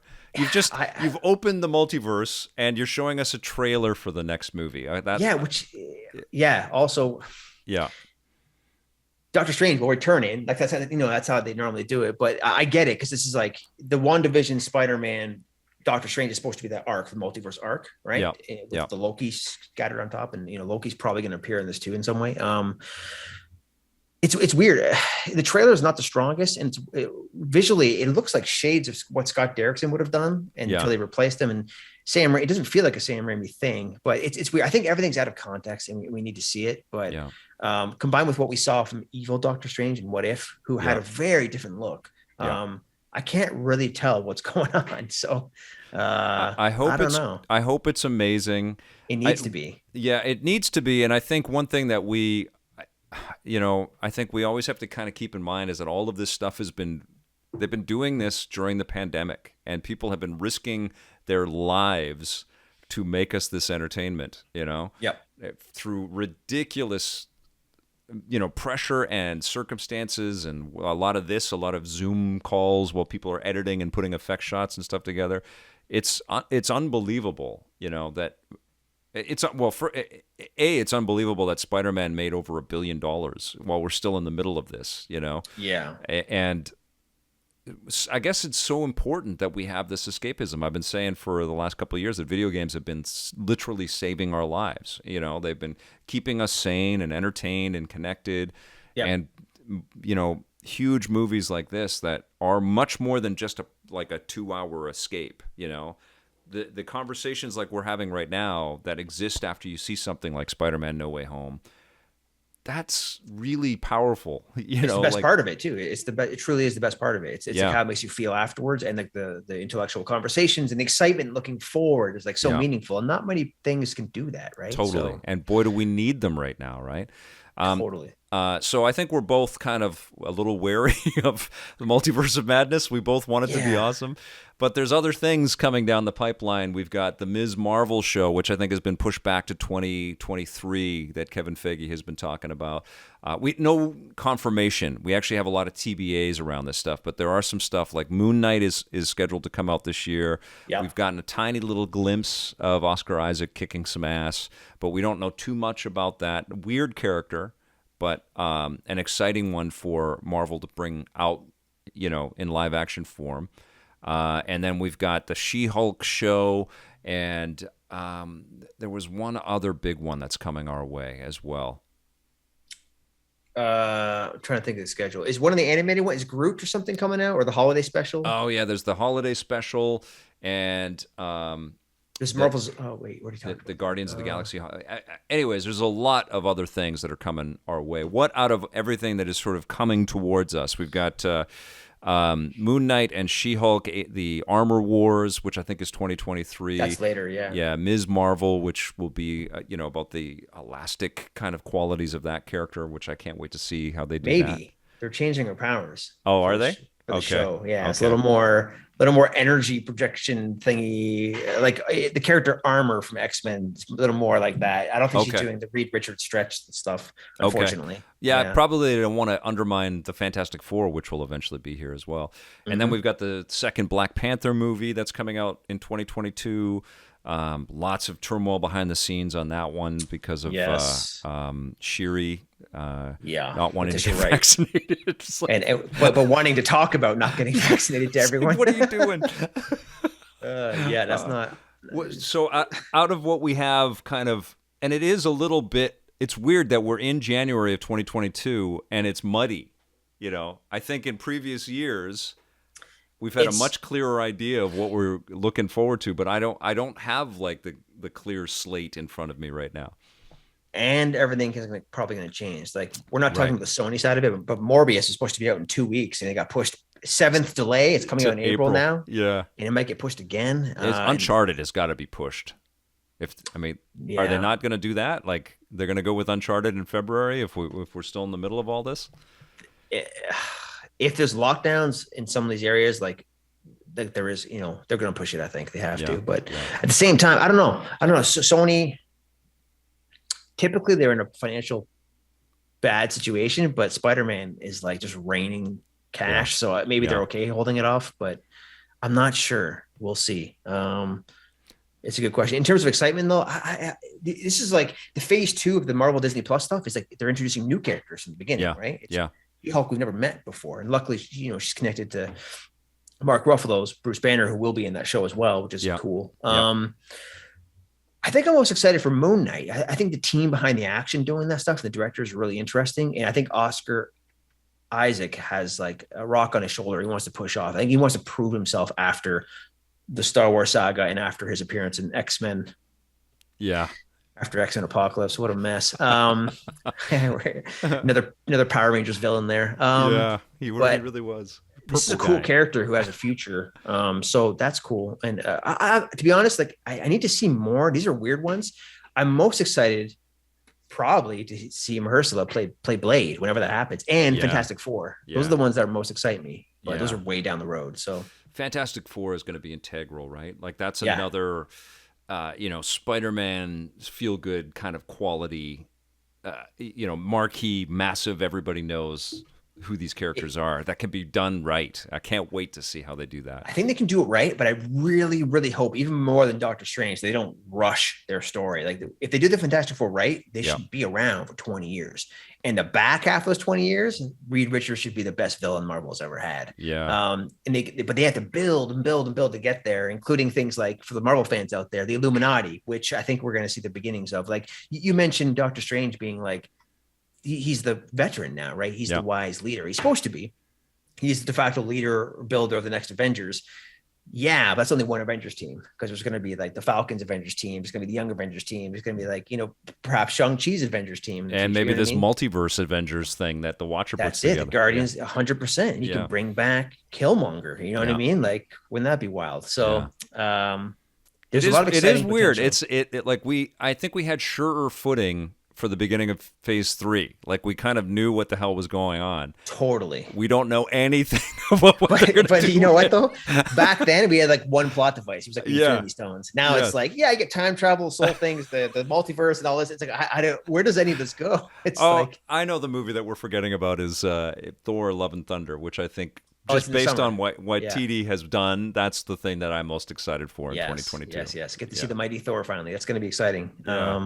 I hope that keeps going. I like, and the Guardians will appear in that film, you should say. So that is like a fun, crazy event film that I want to see them do Thor like 5, 6, 7. Just keep doing that. Why not? So what else can, like, how would they can't just make him disappear. He's basically a character that can't be killed. He's a god.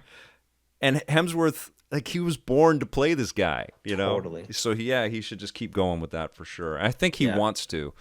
Man, this was fun. I knew it was going to be fun to chat about all this stuff. There's a lot to talk about. There is, and I am it's no clearer for me what we're looking forward to, but I think that's okay. That's a good place to be. Let's be surprised. Yeah. Yeah, and let's keep Sony's marketing team away from any trailers on or posters. They shouldn't make posters anymore. Yeah, I know, and it's tough because we are in the business, and we do have to report on all this stuff. But sometimes it's just like, no, I just want to enjoy it. Yeah, just want to enjoy it. Yeah, but we still find ways. I mean, you and I are still playing games. We're still going to movies. Yes, we are. We're still big nerds. All right, my friend. Well, I'm going to invite you back, and I think we should maybe, as the rumors start percolating big time on who they're going to cast as Bond, or maybe the next Star Wars movie kind of starts to come into focus a little bit. Definitely going to have you back. All right? I'd love to do it, Vic. Okay. Well, you rock. Make sure you're following Rob on Twitter, Rob_Keys, and check out Screen Rant. They post 1 million articles a day about all the stuff that's happening across movies and TV shows and video games. Super fun, awesome work. You're a terrific guy to speak with, my friend. Thank you so much for being here. And thank you all for watching. We will see you soon. And until then, play forever.